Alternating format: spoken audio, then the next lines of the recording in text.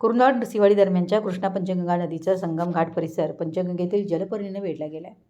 वाऱ्याच्या दाबामुळे पंचगंगेतील ही जलपर्णी आता नृसिंहवाडीतील श्री दत्त मंदिरासमोर उलट्या दिशेनं कृष्णा नदीच्या दोन्ही काठावरून मोठ्या प्रमाणात कृष्णा नदीत शिरकाव करते.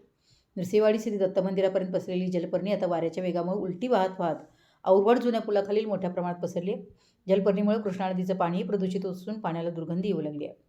पंचगंगेबरोबरच कृष्णेतही जलपर्णीचा विस्तार होऊ लागल्यानं कृष्णा काठावरील गावासही धोक्याची घंटा आहे. इचलकरंजीसह शिरोळ तालुक्यात पंचगंगा नदी पूर्णपणे जलपर्णीने वेढली गेली आहे. या जलपर्णीमुळे पंचगंगेचं पाणी प्रदूषित होत आहे. यास कारणीभूत असलेल्या विविध घटकांवर कारवाई करण्यासाठी आंदोलन अंकुश विविध सामाजिक संघटना तीव्र आंदोलन करत आहेत. यास पंचगंगा नदीकाठावरील सर्व गावही साथ देत आहेत.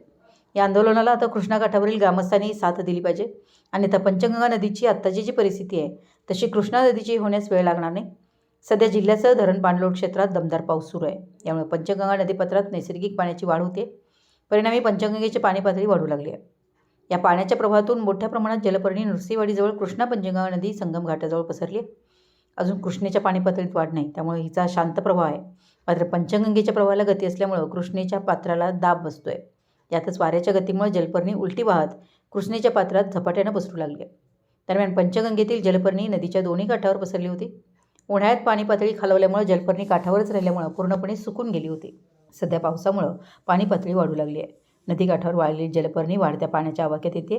पाण्याच्या संपर्कामुळे सुकलेली जळलेली जलपर्णी पुन्हा पुनर्जीवित होतीये. यामुळे जलपर्णीचा विस्तार आणखी जोरात वाढतोय.